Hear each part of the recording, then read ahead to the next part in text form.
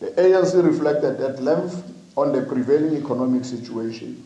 It further engaged on the latest quarterly labor force survey and reiterated its concern on the increase in the unemployment rate. It is only through greater numbers of people in productive employment that we may build the economy, provide livelihoods to our people, meet national development objectives, and industrialize South Africa. And the Commission recognized that while 2.7 million new jobs have been created since 2010, the level of unemployment has also grown in this period and is now the overriding challenge of the movement to address. And we need to unlock both domestic and foreign investment.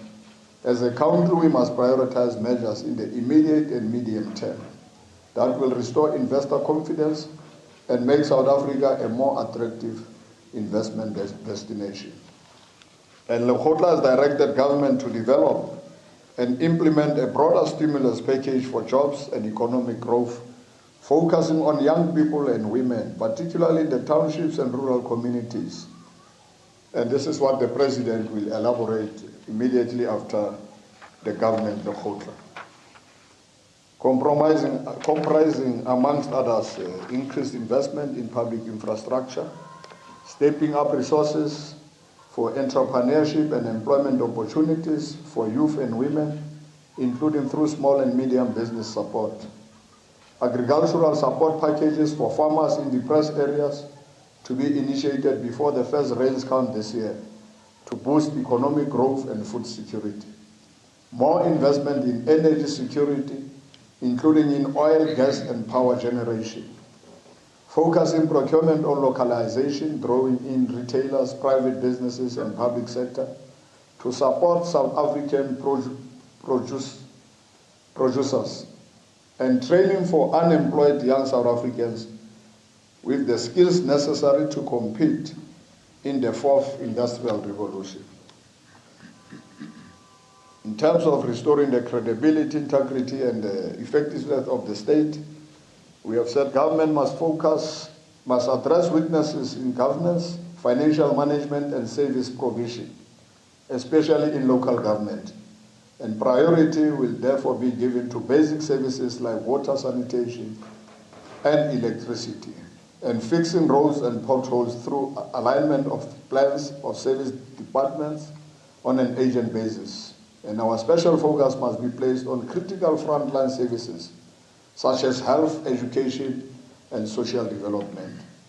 And therefore, our government must deal decisively with the conflict that often arises between national and provincial governments in the exercise of concurrent powers, particularly where service provision is compromised. We have already emphasized this point that South Africa is a unitary state, and therefore there is one country. No department must use the Constitution to avoid accountability for its failure to meet people's needs. And government must therefore overhaul planning systems, improve monitoring capacity across all three levels of government to intervene and deal with service delivery failures. It must work with greater agency and purpose to stabilize the finances and operations of state-owned enterprises, especially Eskom, Transnet, Denel, and PRASA. And on the last issue, the amendment of the Constitution to explicitly provide for expropriation of land without compensation and begin implementation. This is the 54th National Conference resolution, and we have been working on it. The Lekgotla reflected on the implementation plan for the wide-ranging resolution on land and agrarian reform adopted at the 54th National Conference, as well as the views of our people expressed in our own engagements in villages, towns, and cities, and at the public hearing throughout the country. The ANC has applauded our people drawn from all walks of life for their strong and active participation in the public forum and for expressing their views on this critical matter. And you can then see this is constitutional democracy that we fought for. And the public hearings have confirmed our view that overwhelming our people would want the constitutional provisions to be less restrictive and more explicit about expropriation of land without compensation. The ANC also believes that a land reform program that provides equitable access to land will unlock economic growth, bring unused or purely used land assets to full use, enable the productive participation of millions more South Africans in the economy. And that's why we are applauding our public hearings, and we have seen overwhelmingly our people are saying we should actually amend the Constitution. So we are part of that voice, and the public hearings will be coming to an end. We will be watching that space, and I think the ANC is participating in these public hearings. Accordingly, as stated by the President of the ANC will, through the parliamentary process, finalize a proposed amendment to the Constitution that outlines more clearly the conditions under which expropriation of land without compensation can be effected, in order to promote redress and also promote economic development, agricultural production, and food security, and transform the unjust spatial realities in urban areas.